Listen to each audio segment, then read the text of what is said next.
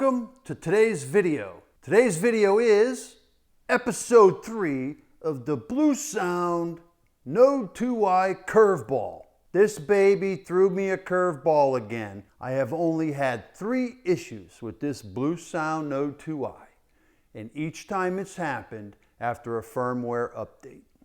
I play music every day in my house. Yesterday I had music on for 13 hours. I go to bed, I get up, make some coffee, go to turn the music server on, listen to some music. I get a pop-up says, hey, Bluesound firmware update available. I'm like, cool. So I click that while I go have some coffee because that firmware update takes, I take 20 minutes, something like that. It's all done, yahoo. Start playing music, go about my business around the house. I'm not really listening and paying attention because I got it for noise while I do stuff around the house. Take a break, sit on the couch, and I'll be damned if I don't hear static. Every now and then I hear a glitchy static. I'm like, son of a bitch, what the hell? I tried different sources.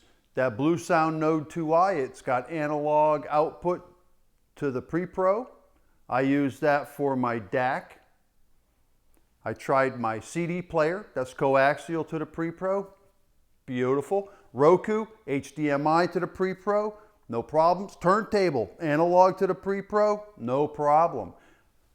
Roon NAS to the pre-pro, HDMI, no problem. Whatever was happening with that DAC was giving me the static and the glitches. I monkeyed with cables for a little bit. There's no way I'm gonna squeeze my ass back there and start swapping cables around. This thing worked great until the firmware update, so I'm sticking with the Bluesound Node 2i is the problem. After dorking around with different sources, I finally had to bite the bullet. I unplugged that Node 2i for a minute, plugged it back in, tried again, didn't work. I'd been to 3 or 4 different forums. Someone said, oh, you gotta leave it unplugged for 5 minutes. I left it unplugged for 10 minutes. Still no go when I got that thing up. It wasn't 30 seconds into the first song I heard the click pop static. So I'm like, you know what? This is terrible.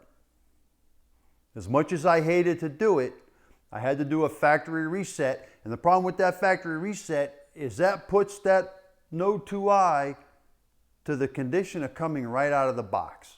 So you got to back up your playlists on a USB. You got to know what your shared drive addresses are, especially if you're on network attached. You got to know where your local drives, what a pain in the butt. So if anybody has a Bluesound that's done a recent firmware update, I had to do a factory reset.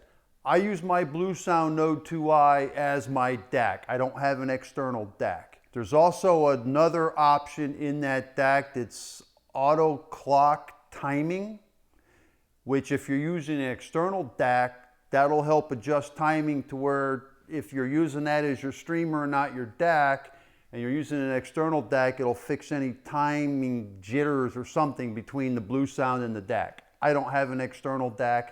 That is my DAC, that's my streamer, and it goes right to the pre-pro.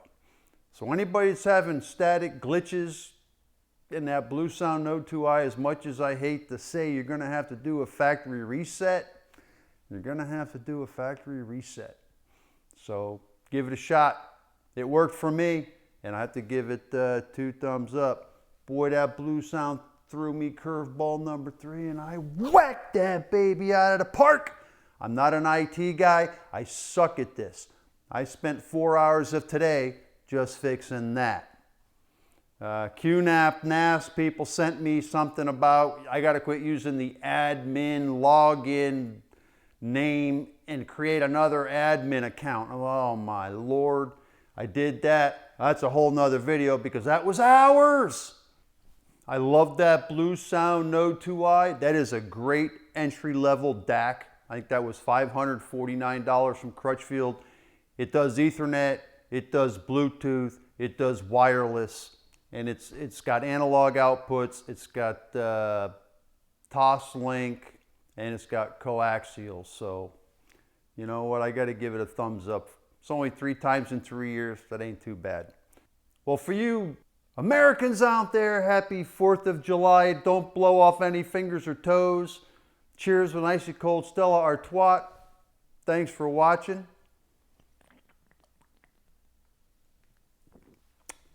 See ya.